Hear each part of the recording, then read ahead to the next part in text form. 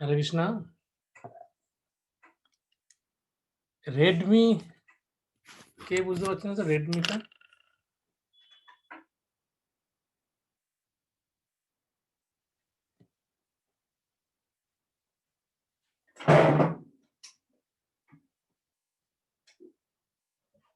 হরে Krishna, Redmi K?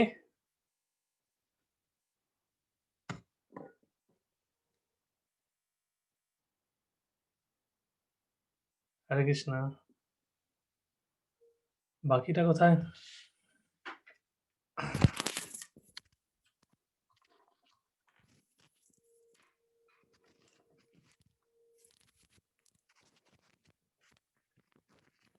আমার কথা শোনা যাচ্ছে তো?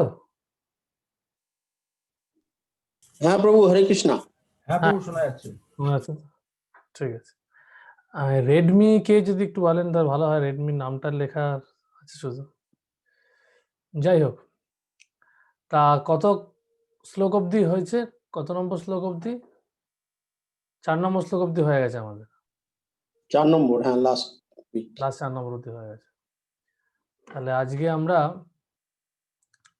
5 নম্বর শ্লোক থেকে শুরু করব। হুম।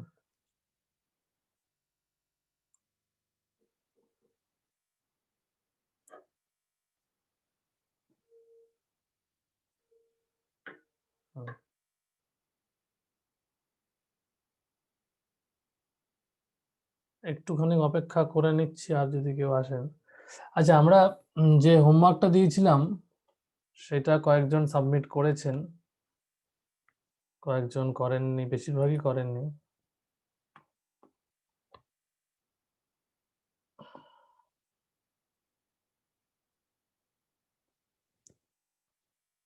তো ওইটা নিয়ে করণ প্রভু বলছিলেন, জিজ্ঞেস করছিলেন, করণ প্রভু করেছিলেন।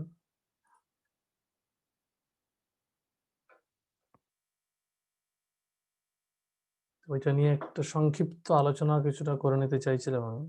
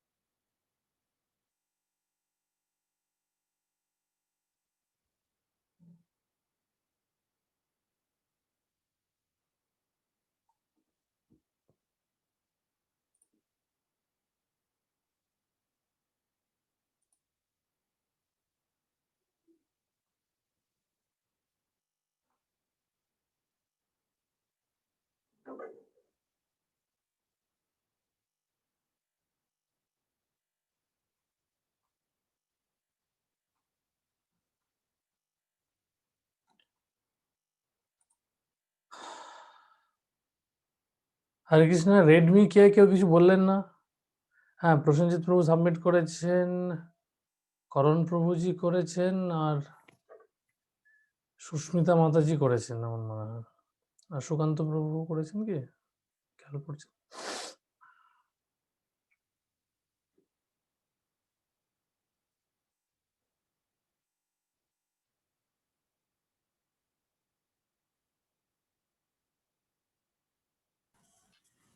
হ্যাঁ প্রভু, আমি সাবমিট করেছিলাম। হুম।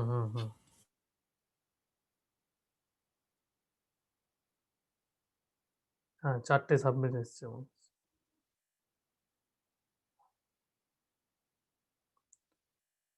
আমি জানি না করণ প্রভু আছেন কিনা। আচ্ছা, যাদের আছেন আমি এটার অ্যান্সার আলাদা করে পাঠাইনি, কারণ এটার ওই ইয়েটা করতে পারছিলাম না, কি বলে,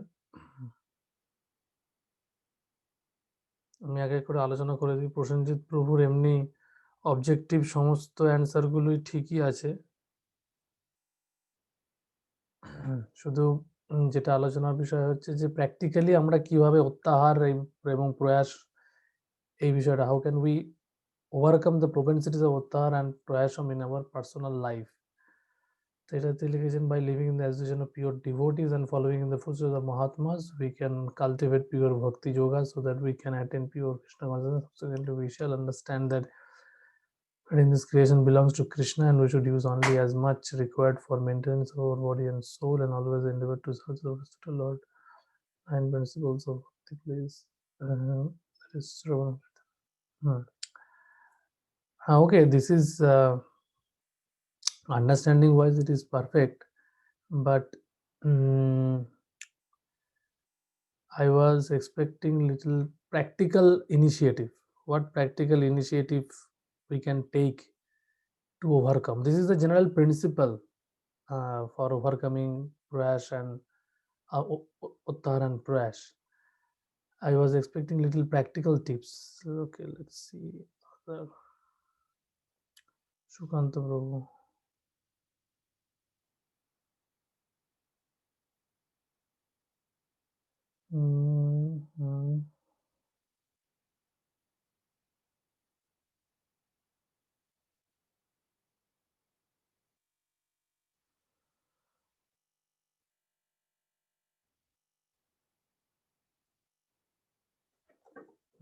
করণ প্রভু যে আসছেন, কিন্তু রেডমিটা কার? Who is this Redmi? রেডমিকে আনমিউট করছি, ওদের Redmi can speak. Who is this Redmi? Hare Krishna Prabhu, myself Piali Pal. ও আচ্ছা, okay. Can you please write your name? Hare Krishna Mataji. Hare Krishna. Okay.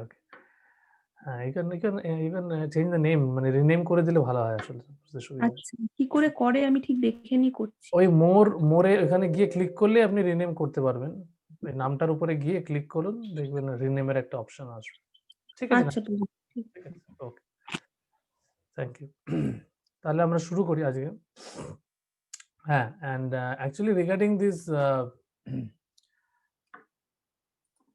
principle of Uttahar and Prayash, everybody has, those who have actually answered, they have answered mainly the principles. What is the principles of Uttahar and Prayash? How we can implement, but I was expecting what is the practical initiative we can take. For example, I was expecting that to keep our life simple, the main principle that Srila Prabhupada has given, simple living and high thinking. So now to implement this, Srila Prabhupada's plan is to establish Daivi Varnashram system. And now Daivi Varnashram system is one way of establishing this simple living and high thinking. But as we are not living in a proper Daivi Varnashram setup right now, we are living in city, we are living in modern amenities. So how we can implement principally the the principle of simple living and high thinking. For example, one initiative we can take as a city dweller, that we should not overburden ourselves with many types of taxes, many types of loans. Sorry, not taxes, loans. We should lead our life that we should not create a situation, or we should not embark into a situation where we have to take a loan. Suppose home loan is such a thing that everybody has to take. This is something by default understanding, or by default way of living a modern life. But no, that can also be altered if we plan properly, if we take proper advice from a senior devotees. There are devotees who are helping devotees, so that the devotees should not entrap into the trap of loan. This is one example I'm just giving, just for an example.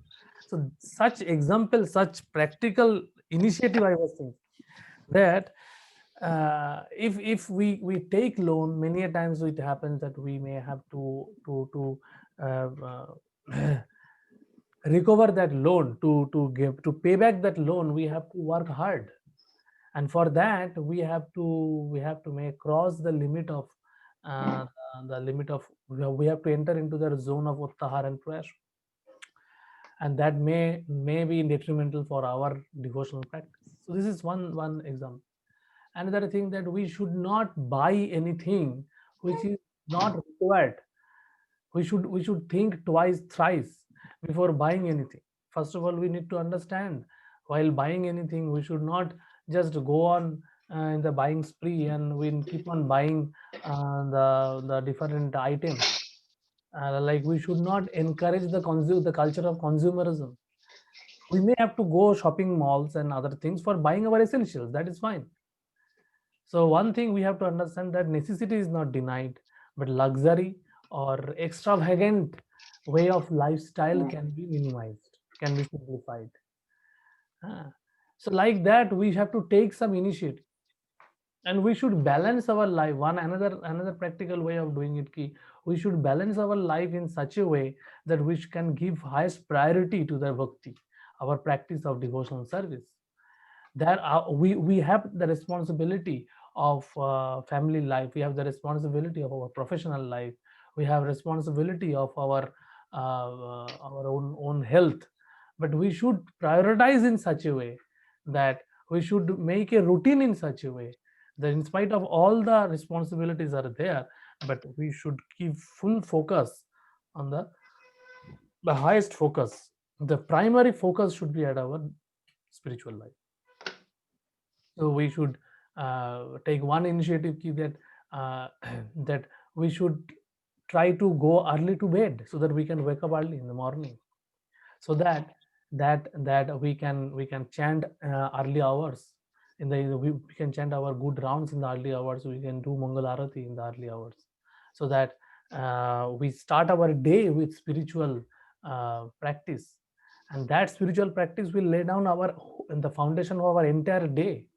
Whatever we do, we can get the connection, the spiritual connection, the divine connection should be there. So like that, and if that connection is there, if that connection is established right in the morning, early hour in the morning, then we will get the clear judgment. We can get the idea that when we are going towards the uttahar principle, we are going there, crossing the limit of ahar to uttahar, endeavor to over endeavor. So that we can take the otherwise we will be lost. We will be lost in our, we will be thinking that this is our responsibility, my professional life is my responsibility, family life, yes, those things are responsibility, but we have to take a call that when it is going beyond the limitation, which can hamper my spiritual life, we have to restore. Yes, sometimes it may go, but that can remain only as a phase. Suppose those who are working in a commerce background or finance background, they may get high pressure during the year end, but as soon as the year end pressure is get over, we have to again come back to our regular routine. Sometimes the routine, so that our routine we are practicing a routine devotional service. Vaidhi sadhana bhakti means we are practicing routine devotional service. So in routine devotional service, it is not like that. And as a city dweller, in having we are having job, our profession in the city, we cannot be very much strict, very much inflexible with our routine. We have to be flexible, but in that flexibility, it should not happen. It should not happen that we are continuously giving our least priority to our spiritual life. That will be detrimental. So such practical things I was expecting in your writings, that where you can actually chalk out something. First of all, we have to understand that whether we are in the zone of uttahar or over endeavor or splash or not. That we have to understand that are we into that zone or not. If we are into that zone, then we should come back to our normal zone, where our practice should be very smooth. This is one part. And if we are not into that zone, we should take proper measures so that we should not go into that zone. Because this is quite natural in our city dwelling life. It is quite natural that we may go into that zone because our material professions are there. So those professions may demand our more time, more energy, and more dedication than our spiritual life. It may come. And our personal life is also there, family life is also there, our health. So these are the like four wheel of the car, and it should move with a proper dynamic balance. It should not be a static balance, but it should be a dynamic balance. Okay, we have to move forward, and we have to move forward towards the pure devotional service. That yes, whether we are going towards that or not, that should be our judgment. We have to always self introspect that whether we are moving towards that pure devotional service or not. That means after chanting 16 rounds, whether we are hankering for more chanting or not, or we are thinking that this is more than sufficient. I am doing so much, I am doing more than enough. So that should be our judgment, our introspection, that are we getting static or not.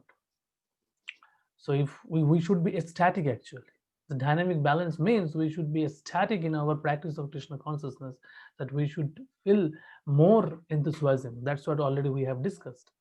And in that case, we should practice enthusiasm with full enthusiastically, and in that enthusiasm we should continue. It should not hamper. So this is one thing I was thinking to discuss with all of you. Most of the devotees have those devotees have answered. I was Shushmita Mataji has also answered.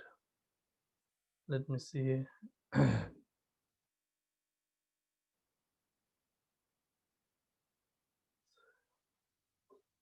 Yes, Mataji has written that land and cow, that land and milk giving cow is sufficient. Yes, but my point is that are we in a position to establish such thing? That is the ideal. That is what Srila Prabhupada has given us, has written in the purport, that is the best option. But being in a city dwelling, in a city dweller, how we can implement this?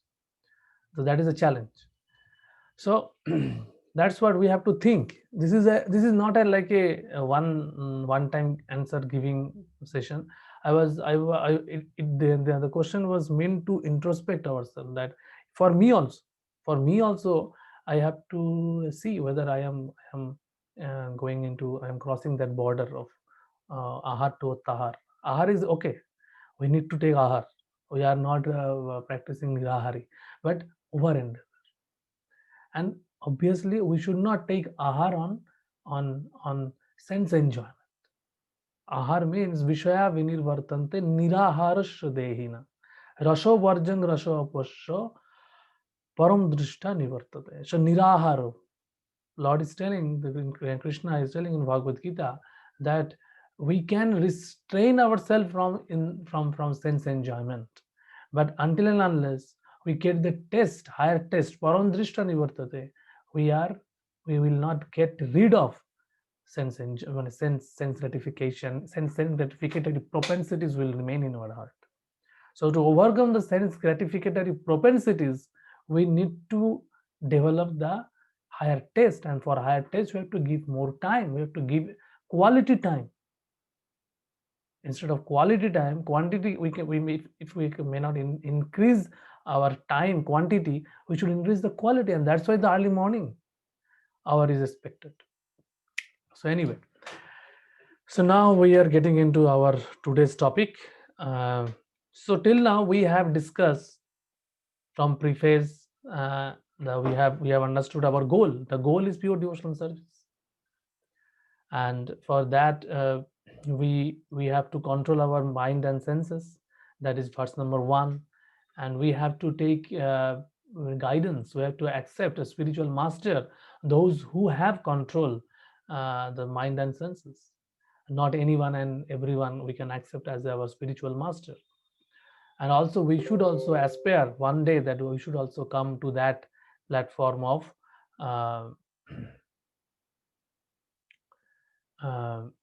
perfection, when we can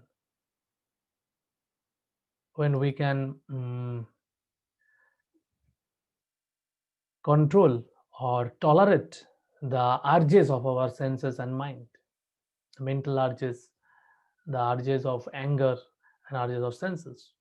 So that we have to come to that platform.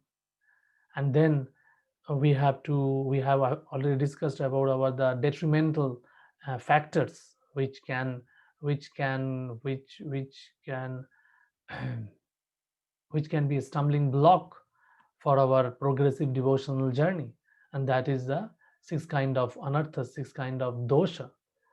That is ottahara, prayasho, prajalpo, janasanga, niyamagraha, laulam. All these 6 kind of anarthas are there. Then we have discussed that 6 kind of favorable activities, what we need to do. One is unfavorable activity we have to avoid, and 6 kind of favorable activities we have to engage. And that is utshaho nischayat, dhairyat tat karma pravartana shatapritya sangatyagat sharavir bhakti prasiddhati. So that we have discussed. And then we have discussed in both the cases that this is the Shraddha part.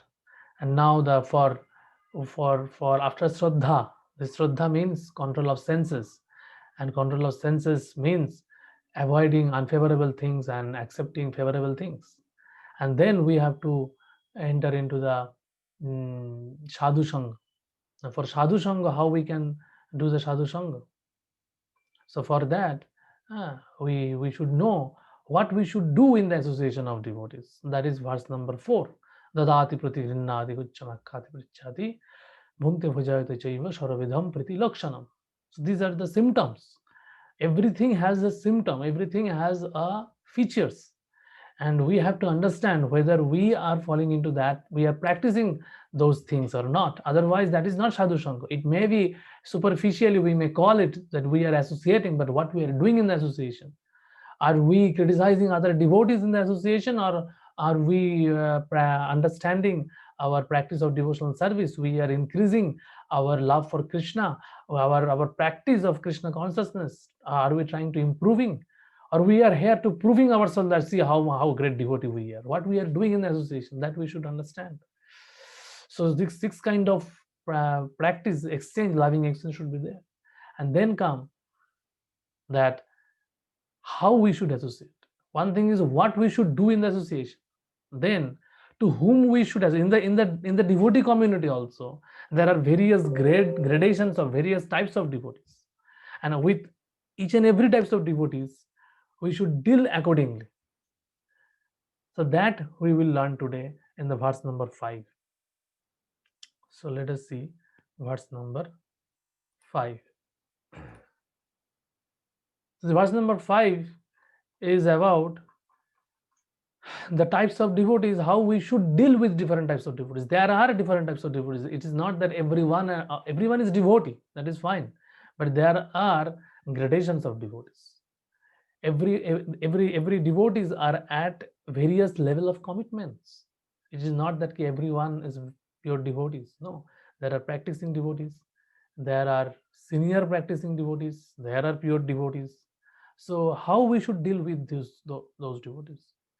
One is general principle has been given in the verse number 4, that what we should do with the devotees. That is the general thing. Okay. Now, depending upon the position of the devotees, it is not that we are differentiating among the devotees. We are differentiating. Yes, we do differentiating devotees, because we, as when one can differentiate the devotees, when one at least come to the Madhyama Adhikari platform. So this is verse number 5 is the platform of Madhyama devotee Adhikari, Madhyama Adhikari devotees. Madhyama Adhikari devotees means they deal with devotees in a different way. So how we will see in the detail who is Madhyama Adhikari, who is Kanishta Adhikari, who is Uttama Adhikari, and how they deal among each other. So that dealing is very important. Otherwise, we may commit offenses, or we may dampen our devotional spirit. If we are not differentiating in our dealing, if we suppose one example, if we deal with a Kanishta Adhikari devotee like a Uttama Adhikari devotee, that devotee will feel uncomfortable, and we also will not get any benefit. So it is not like that. Suppose we are glorifying a Uttama Adhikari devotee. Okay, we are giving full various words of wonderful words of glorification.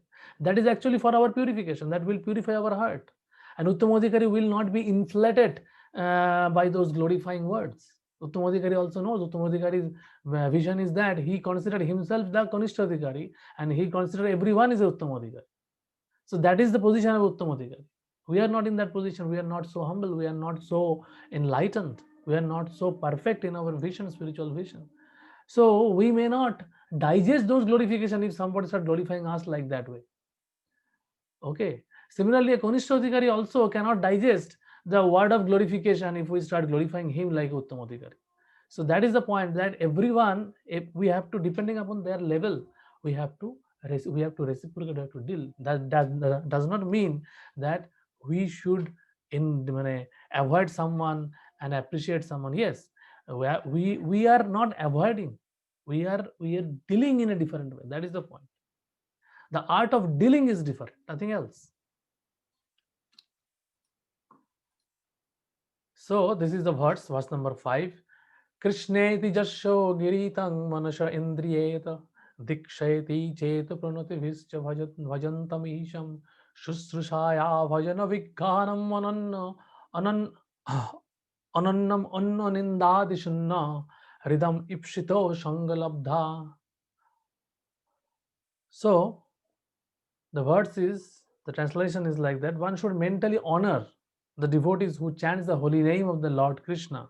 One should offer humble obeisances to the devotees who has undergone spiritual initiation or diksha and is engaged in worshipping the deity, and one should associate with and faithfully serve that pure devotee who is advanced in undeviated devotional service and whose heart is completely devoid of the propensity to criticize others. So this is one very important verse. So anyone can read. Prashanjit Prabhuji, can you read the paragraph? This is first paragraph. Yes, Prabhu. Hari Bol. Very well. So, in order to intelligently apply the sixfold loving reciprocations mentioned in the previous verse, one must select proper persons with careful discrimination. Srila Rupa Goswami therefore advises that we should meet with the Vaishnavas in an appropriate way according to their particular status. In this verse, he tells how to deal with 3 types of devotees like Kanishta Adhikari, Madhyama Adhikari, and Uttama Adhikari. The Kanishta Adhikari is a neophyte who has received the Harinam initiation from the spiritual master and is trying to chant the holy name of Krishna. One should respect such a person within his mind as a Kanishta Vaishnava. A Madhyama Adhikari has received spiritual initiation from the spiritual master and has been fully engaged by him in the transcendental loving service of the Lord. The Madhyama Adhikari should be considered to be situated midway in devotional service. The Uttama Adhikari or highest devotee is one who is very advanced in devotional service. And Uttama Adhikari is not interested in blaspheming others. His heart is completely clean and he has attained the realized state of unalloyed Krishna consciousness. According to Srila Rupa Goswami, the association and service of such a Mahabhagavato or perfect Vaishnav are most desirable. Yes. So this word is very important in connection to Uttamodikari, that Anannam Anno Nindadi Shunnam. Anno Nindadi Shunnam. This word is Anno Nindadi Shunnam. This is the quality of a Uttamodikari particularly mentioned here. That means until and unless we come to that platform of Uttamodikari, there might be a propensity or chance in our heart that we have a blasphemous mentality towards others.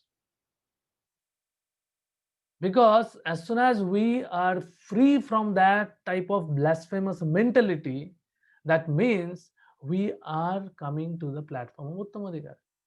So that is the clear check. Sometimes we think that whether we are progressing in our devotional service, where we are situated in devotional service, we are practicing for so many years, where we are. So these are the parameters.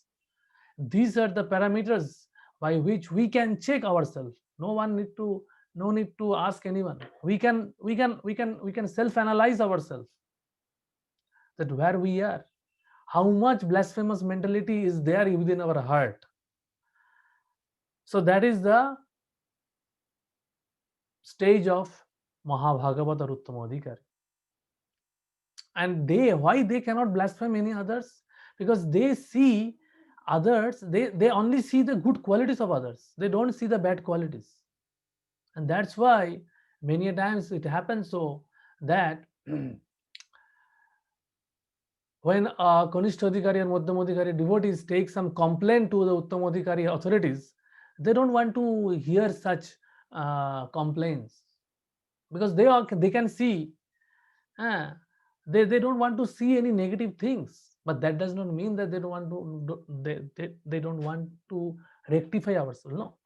So when they are put into that service, they come down for the sake of service, for discharging that service. They come down from the Uttamodikari platform to the Madhyamodikari platform, and they rectify us. Actually, their position is Uttamodikari, but for our rectification, for our purification, for our correction, they behave as a Madhyamodikari. They behave as a Madhyamodikari means they correct us. They say that you have this problem, that problem. So for discharging the service only, they do that. And that's why once Srila Prabhupada said that actually I have never been angry towards any of my disciples. But Prabhupada has practically, we know from the Lilamrita, from various conversations, we know that Prabhupada many times had become very angry. But actually that anger, that chastisements, everything was his blessings. That was his show of anger. Show of anger means he showed the anger so that the devotees can correct themselves and come to the standard platform, the perfect platform. Actually, it has happened in Mexico. He was when he visited Srila Prabhupada, and he was waiting in the Mangalarati time, and most of the devotees were absent. So during Bhagavatam class, he was roaring like a lion. He was so much particular about this Mangalarati, this morning program. Okay, so he was roaring like a lion. He was so much angry. But then when he go back to his own quarters in the Mexico temple, and the devotees came and he has offered, and the devotees were also very frightened that now Prabhupada is very angry, what will happen? So when the devotees served the Prabhupada prasadam, and Prabhupada was very calm and quiet, and he said a very wonderful prasadam, and the devotee was actually astonished to see the change of mood of Srila Prabhupada. Prabhupada, he was so angry just a few minutes ago, now you are so calm and quiet. Then he said that actually I have never become angry towards anyone. Actually, that I have showed that anger only so that the devotee becomes serious, take up this Krishna consciousness more seriously and sincerely. So that is the way how Uttamodikari devotees behave for the sake of our purification, for the sake of our correction. But they are actually never angry. So that's why we cannot, sometimes we see that this devotee is getting angry, this devotee is, Those senior devotees can get angry for our benefit. We have to take in that mode. And this sentence is very important, that in order to intelligently apply the sixfold loving reciprocations mentioned in the previous verse, one must select proper persons with careful discrimination. So this discrimination is important. This discrimination is not in the negative annotation. This discrimination is for our own purification, for our benefit, because we as a sadhaka, we are in the midway or in the primary way, in the preliminary level. So for the preliminary devotees, if we associate with someone who is also in the preliminary level, then we may not benefit much out of that association. But if we associate with the Mahabhagavata devotees, we will be benefited by hearing the words coming out from the lotus mouth of those such Mahabhagavata devotees. Our heart will be transformed and we will become purified internally. So that is the benefit. But that benefit cannot be derived if we hear from a person who is a primary devotee, who is a practicing devotee at a very primary level. So that is the way. That's why we always encourage that whenever a senior devotee is giving lecture, we should attend that lecture. It is those lectures are not like these lectures. These lectures are like, suppose we are completing a course type of thing, we are reading a book. It is a more academic kind of thing, we are studying. Okay. But when a senior devotee is giving lecture, we all should gather and hear from him, because the word they are coming out from the lotus mouth has a potency to transform our heart. So it is not ordinary thing. And more we can hear from them, more we can speak by following the footstep of those devotees. That is the point. So that's why every one of us should try to take out some time to hear from Srila Prabhupada recorded lectures. So that should be our very important part of our sadhana bhakti. So here Srila Prabhupada has briefly discussed all the categories of devotees: Kanishta Adhikari, Uttama Adhikari, Madhyama Adhikari, and Uttama Adhikari.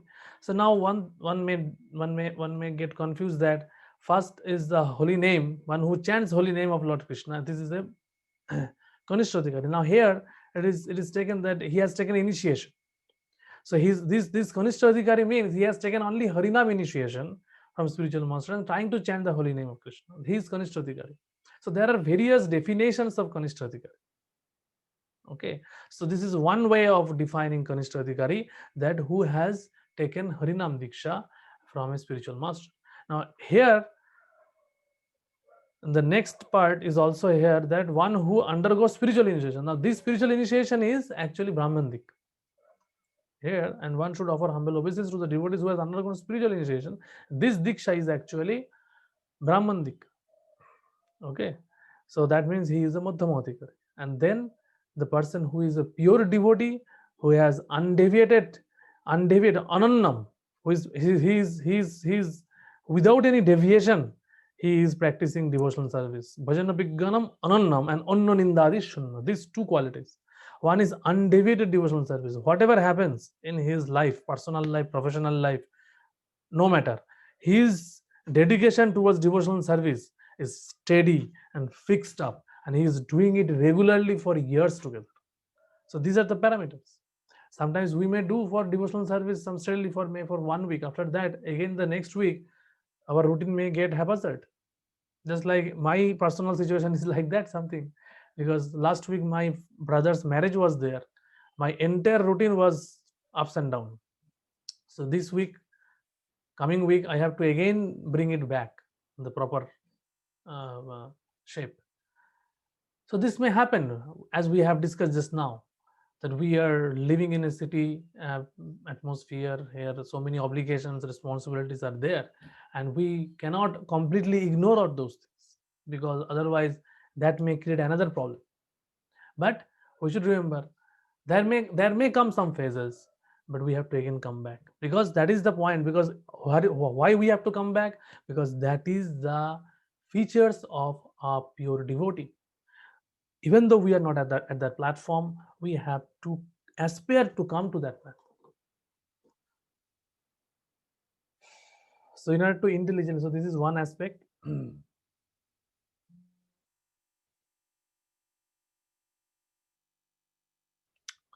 This is one aspect we have discussed. I think we don't have much time today.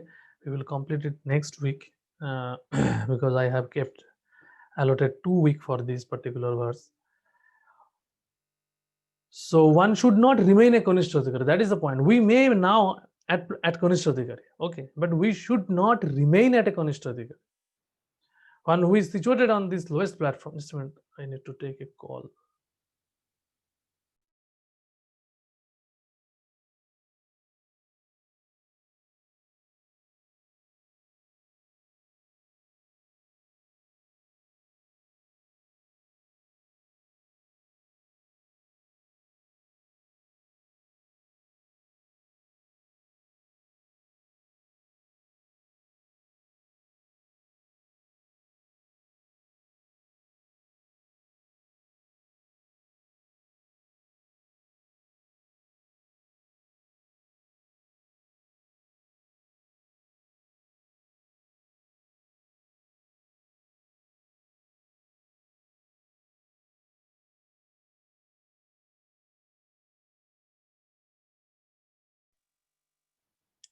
Sorry.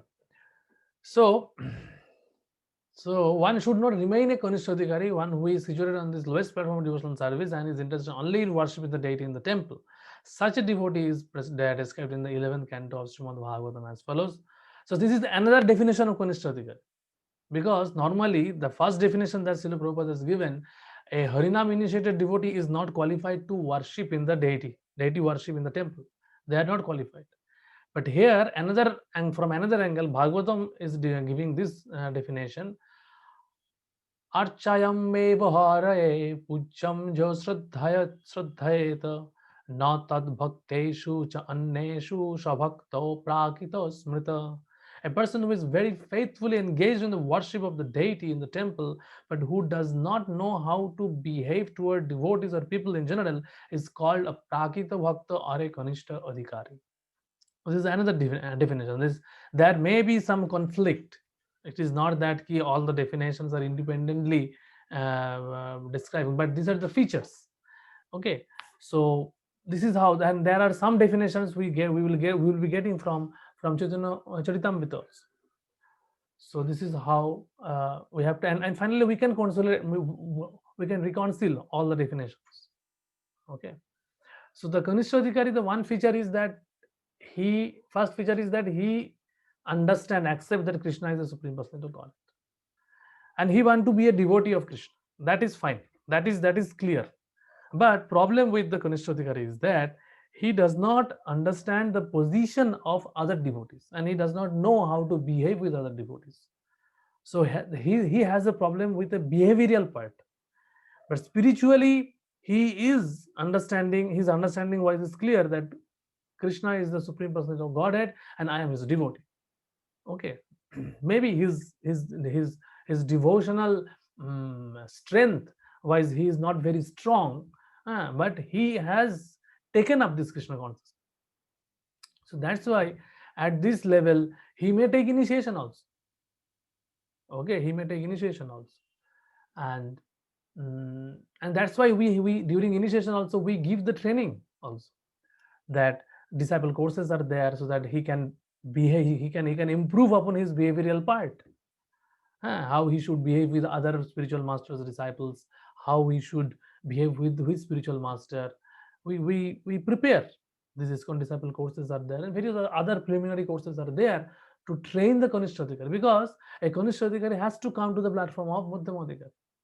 So a person who is faithful, so that one therefore has to raise himself from the position of Kanishta Adhikari to the platform of Madhyama Adhikari. The Madhyama Adhikari is described in Srimad Bhagavatam in this way: Ishare tat adhineshu balisheshu dishta balisheshu dishtashechu dishtash balisheshu dishatshu cha prema moitrir kripa peksha jakarati samadhama. So the Madhyama Adhikari is a devotee who worships the Supreme Personality of Godhead as the highest object of love, makes friends with the Lord's devotees, is merciful to the ignorant, and avoids those who are envious by nature. So he discriminates. So this discrimination is what a Madhyamadikari can do. So his dealing with different people is different. He makes friends with the lost devotees, is merciful to the ignorant, and avoid those who are envious by nature. So normally Madhyamadikari takes up the preaching mission, and while preaching he discriminates in this way. Those who are by nature envious, those who are atheistic kind of people, they avoid. They don't waste their time. We should not waste our time in transforming the atheistic people to the theistic devotee. No need to waste our time, because we may not have that potency. Okay, they may get they may get the opportunity of that transformation by coming into contact with a pure devotee like Uttamadikari devotee. That may happen, or it may happen through by reading Srila Prabhupada books, or by any way. If they change, if they undergo some experience in their life, they may take. But otherwise, we should not take some extra initiative, that those who are to bring everyone in the realm of devotee for preaching mission, to expand the preaching mission, we should not take some awkward strategy to attract those atheistic kind of people. No need. That is not required. Srila Prabhupada has never done that type of thing. Yes, for just at the initial, at the most initial stage, he may done some. He may participate in Harinam Rock or something like that. But that is also, Srila Prabhupada has not given much importance that we have to, as a devotee, after establishing the mission, he has not given much importance of taking such awkward type of strategy to impress upon those envious nature, those who are envious towards this devotional kind of culture. So we should avoid. Best processes we can avoid it, and we can give more. And there are actually more innocent people. Those ignorant means they are innocent. They don't know, but if they get the chance, if they come with the contact of Srila Prabhupada's books or Srila Prabhupada's followers, they may take up. They are ignorant in the sense that in the modern age there is no possibility of, no education is there. They are not enlightened. They don't know about the Krishna consciousness. But if they know, when they come to know, they may take up. So those are ignorant, innocent people. We should be merciful towards them. Madhyamadikari should preach towards them and make friends with the Lord's devotees. So this is the way to cultivate devotional service properly. So this is the proper way of cultivating devotional service. Therefore, in this verse, Rupa Goswami has advised us how to treat various devotees. Treatment, how we should deal. We can see from the practical experience that there are different types of Vaishnavas. The Prakita Sahajiyas generally chant the Hare Krishna Mahamantra, yet they are attached to women, money, and intoxication. So this is the one thing. They are also chanting Hare Krishna Mahamantra. They may decorate their body with more perfectly with Vaishnav Tilak and other things. But what they are doing, their attachment is towards woman, towards money, and intoxication. So although such person may chant the holy name of the Lord, they are not yet properly purified. Such people should be respected within one's mind. So this is the one example, another example of practical example of Kanishta Adhikar. That means they have so much anarthas. They may chant Hare Krishna, but their Hare Krishna chanting is at Sahajiya level. They take it very cheaply, and they don't follow any regulative principles. Okay, so they are this kind of people we have to avoid. But we cannot disrespect, means we cannot blaspheme them, because they are chanting Harinam. So they are devotees, but they are the lowest kind of devotees. Okay, this is another division. So that's why I'm telling again and again that this verse is very tricky verse, and the purport is also very tricky, because the dealing with different devotees is also very tricky. It is not a straight cut formula, straight cut definition. Yes, there are some aspects are discussed. So there are various aspects. So Kanishta mentality, sometimes we say Kanishta mentality. This is Kanishta mentality. Kanishta mentality means that he does not know the proper behavior. Okay. And in our movement is very young movement. Okay, it is just like 55 years has 53 years has gone. So some 56 years has gone. So and there will be many Kanishta devotees in our movement. So that's why we have to be very much compassionate. We have to be very compassionate, that we should not expect that everyone is behaving in our movement very perfectly. No, that may not happen. So that's why this verse should mature us in our dealing, in our behavior. So the Prakita Shahajiyas, we have to. This is the one aspect. The Kanishta, so among Kanishta Adhikari. So we have just now read that Kanishta Adhikari are those who have taken Harinam Diksha. That is only Harinam Diksha. Now, secondly, we have read that Kanishta Adhikari is interested in deity, in Krishna, not the devotees. This is another aspect. Kanishta Adhikari can be the Prakita Shahajiyas also. Those devotees we have to offer mentally. We should not honor mentally. We need not to intermingle. We need not to take association. Why? Their association will be very much detrimental. If someone get trapped with the association of Prakita Shahajiyas, his spiritual life can be finished. So even though they are one type of devotee, okay, even though they are categorized as a devotee, but they are the lowest kind of devotee. So such people should be respected within one mind, but their association should be avoided. Those who are innocent but simply carried away by bad association should be shown favor if they are eager to receive proper instructions from purity. If they are eager, but those neophyte devotees who are actually initiated by the bona fide spiritual master and are seriously engaged in carrying out the orders of spiritual master should be offered respectful obeisance. So these are the Madhyama Adhikari devotees, those who are Brahminical initiated. Actually, he is mean to Brahminical initiation, but it does not matter that someone is senior devotee, even though he is not Brahminical initiated. Normally, senior devotees get Brahminical initiation after passing some years, according to our ISKCON setup. Also, like it is something like that. But even though he is not taken senior Brahminical initiation, but if he is senior devotee, he is practicing properly for some years, we should respect him with respectful obeisance by offering Panchakalpaduru like that. We should do that. Is the proper Vaishnava etiquette.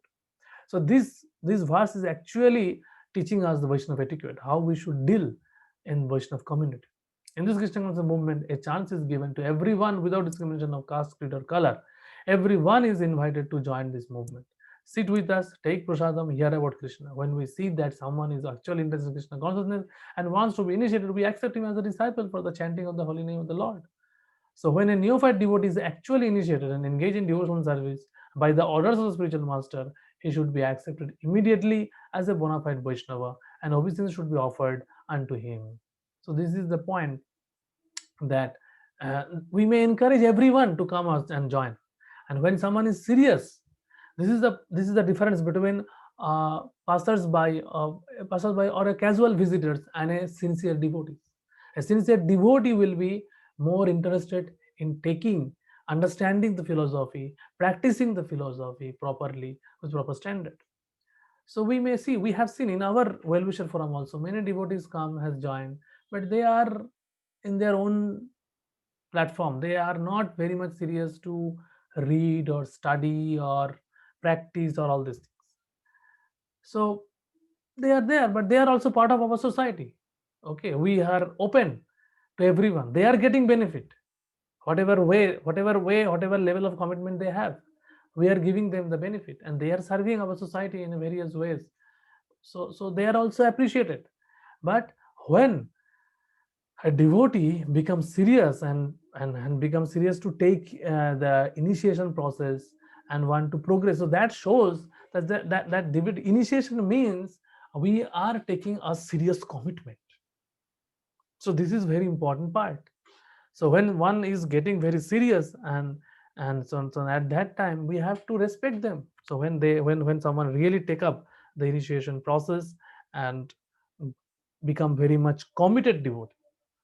So one is visiting devotee, they are also devotee, but there is the difference. So that is the differentiation we have to understand. So this is the etiquette. So the behavior will be different devotees will be there. So it is not that everyone are at the same level. It cannot be. So that's why our dealings will also different. So that's why while chastising any devotee, we have to understand what is their position, what is their level of devotion, whether that person, that devotee, is able to digest their chastisement or not. That's why Srila Prabhupada hardly chastise any outsiders. He normally chastises his disciples only when they become disciples, particularly, or they are associating with him for many days. Not a newcomer should be chastised. So that is the way, because committed devotee can take up the chastisement as their own purification, but a new devotees will take that chastisement, same chastisement, as their insult. So they will be discouraged. So that we have to understand that how to deal with such devotees. So and out of many such Vaishnavas, one may be found to be very seriously engaged in the service of the Lord and strictly following all the regular principles, chanting the prescribed number of rounds on japa beats, and always thinking of how to expand the Krishna conscious movement. Such a Vaishnava should be accepted as an Uttama Adhikari, a highly advanced devotee, and his association should be always be sought. So this is the point. One who is always thinking how to expand. He is not only very serious in his own practice, but he is also thinking how to expand this movement. This is the sign of Uttama Adhikari. This is another definition. This is another aspect of Uttama Adhikari. So the process by which a devotee becomes attached to Krishna is described in Chaitanya Charitamrita. Dikkha kale bhakto kare atma samarpano, shei kale Krishna tare kare atma.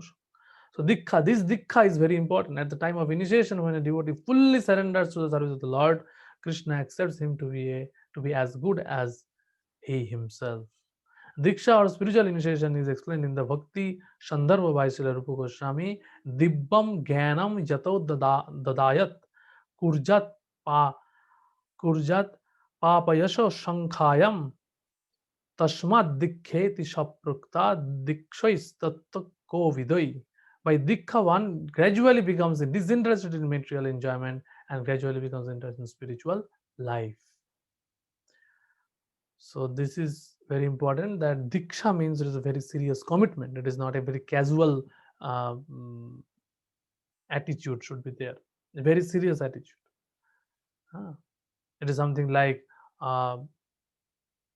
one example is given that before marriage, in today's society, before marriage, there may be there is a love marriage. If there is a love marriage, then before marriage there is a relation between the boy and the girl. But after marriage, the relation is formalized. So at that time, it is a responsibility for both the boy and girl to keep that marriage intact, to keep the relation intact. It is not. It does not remain the casual. As particularly in the Vedic marriage, so many processes are done so that they take up this thing very seriously. So Diksha is also like that. A Jagga is there, Jagga will happen, a commitment, we have to take a Sankalpa, we have to vow before the fire, before the deity, before spiritual master, before all the devotees, that I will be following 4 regular principles throughout my life. I will be chanting 16 rounds throughout my life, minimum 16 rounds every day. So this is very serious. So that devotee, he should take spiritual initiation when he is disinterested. Diksha means interested in, not interested in spiritual enjoyment, in material enjoyment. He's only interested in spiritual life. So that is a sign of Diksha. So we have seen many practical examples of this, especially in Europe and America. Many students who come to us from rich and respectable families quickly lose all interest in material enjoyment and become very eager to enter into spiritual life. Although they come from very wealthy families, many of them accept living conditions that are not very comfortable. Indeed, for Krishna's sake, they are prepared to accept any living condition as long as they can live in the temple with the Vaishnavas. When one becomes so disinterested in material enjoyment, he becomes fit for initiation by spiritual master. So this is one very important aspect Prabhupada is telling. For the advancement of spiritual life, Srimad Bhagavatam says, Tapasya brahmacharjena shamena cha damena. When a person is serious about accepting Diksha, he must be prepared to practice austerity, celibacy, and control of the mind and body. Already we have discussed this thing, shameno and dameno, in the verse number 1. If one is so prepared and is desirous of receiving spiritual enlightenment, dibbam jnanam, he is fit for being initiated. So Here is the qualification of a disciple has been highlighted. Dibbam Gyanam is technically called Tad Bigyanam, or knowledge about the Supreme. Tad Bigyanartham Shagurum E Avigachet. When one is interested in the transcendental subject matter of the absolute truth, he should be initiated. Such a person should approach his spiritual master in order to take Diksha. Srimad Bhagavatam also prescribes Tashmat Gurum Prapaddate Jikkashu Shreya Uttam. When one is actually interested in the transcendental science of the absolute truth, he should approach a spiritual master. So when one should, so this paragraph actually describes when one should approach a spiritual master, when one should think of taking initiation, when one internally feels a boiragya. Feels a boiragya means feels that apart from this material engagement, this material engagement is not interesting to me. I am not getting any interest in this material engagement. So he should come. So that's why we normally give a devotee, a practicing devotee, a time to get ready for initiation. It is not that as soon as the devotee comes, we proposing that now you take initiation after 1 month. No, that is not the process actually, because this readiness is required. This preparedness is required to come to that platform of taking initiation. It is because this is a very serious matter. That's why this is very important to judge the fitness, spiritual fitness of a devotee for getting initiation, like following 4 regulative principles, as it is following 4 regulative principles. At least we should understand that what are the importance of 4 regulative principles. Otherwise, Diksha will become just a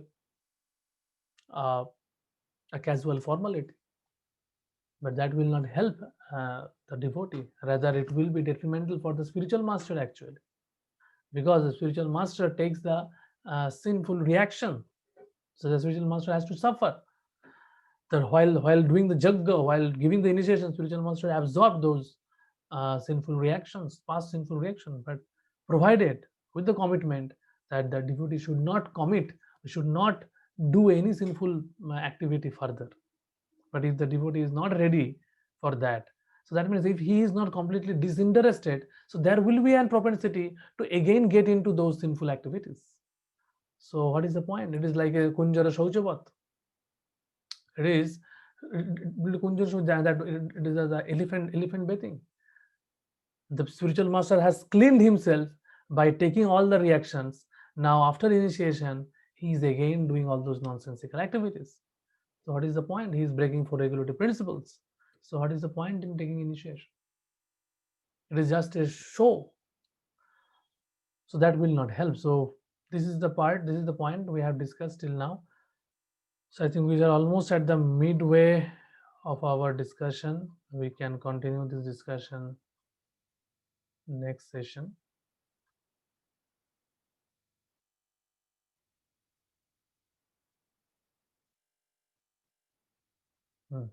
It's almost midway. So we are ending here today. Till now we are already 9 minutes over time. So any devotee has any question, any comment, any suggestion, any correction?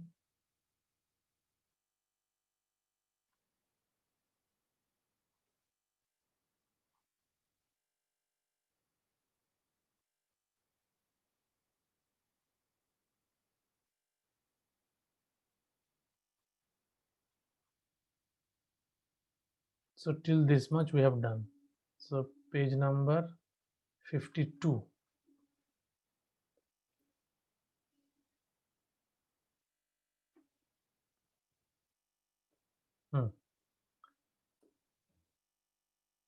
Okay.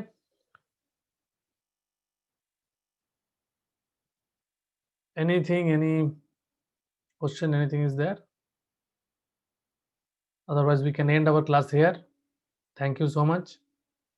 So actually I will be giving some assignment. I will try to give some assignment.